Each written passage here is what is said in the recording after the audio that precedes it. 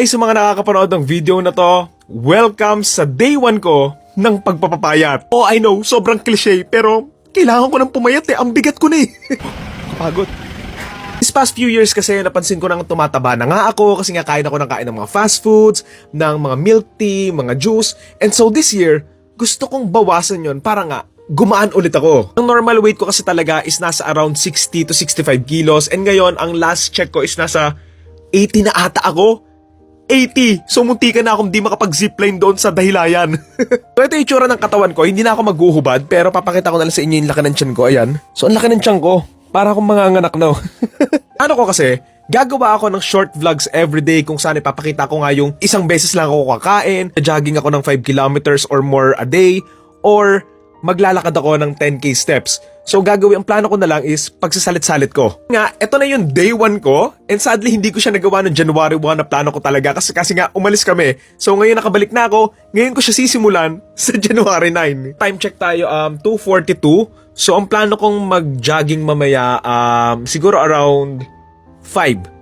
Para di na masyadong mainit. Kasi takot akong mangitim eh. Kaya nga ako nakaganito. Like I said, isa sa mga reason kung bakit talaga ako tumaba is dahil kain nga ako ng kain na tipong hindi ako nakukontentong kumakain lang ng 1 or 2 beses.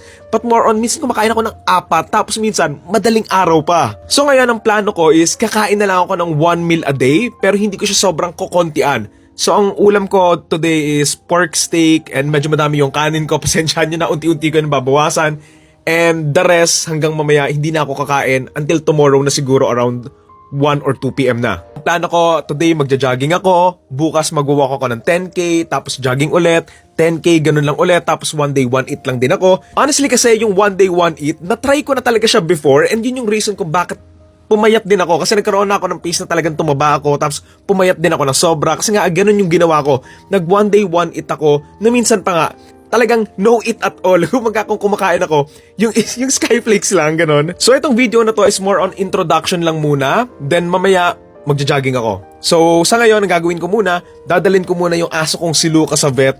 Kasi, yun nga, kakagaling ko lang sa bakasyon, hindi ko siya nadala. So ngayon, dadalhin ko siya. Let's go. Ayan, ito si Luca. Luca, say hi. Luca pangalan niya kasi, Luca Doncic. Let's go! Alis na tayo!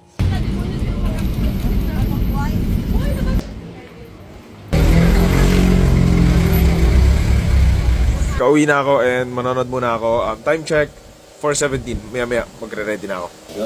At this point though, there's only 10 seconds left. Okay na, kompleto na yung get-up ko. Nakahat ako sa online. Uniqlo na windbreaker. Garmin watch ko to monitor yung progress. Ito sa Decathlon. Black na Decathlon short and Hoka na running shoes. Etong Hoka running shoes ko, sobrang favorite ko yan, lalo na pag tumatakbo kasi parang ka talaga lumulutang. Ang sarap niya sa paa kasi parang may marshmallow ba doon sa ilalim ng sapatos mo, ganon. Okay, I'm ready. First jogging in 2026. Let's go! Ngayon, naglalakad muna ako. Yung pace ko. Mabagal muna.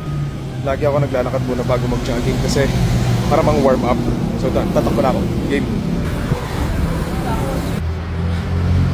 Pagod. Pagod. Rusty pa. Okay, 3.52 kilometers na tayo. And medyo dumidilim na.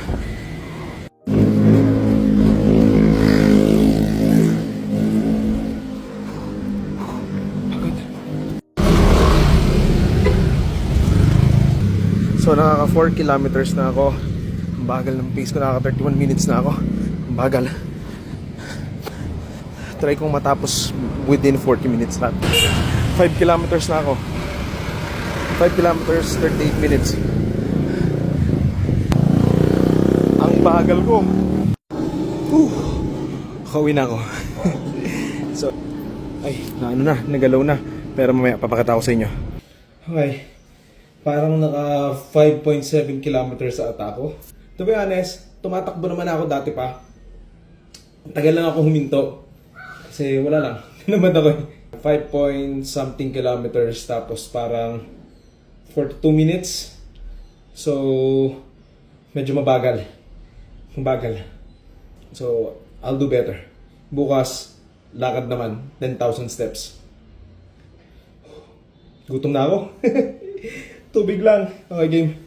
Pahinga na tayo.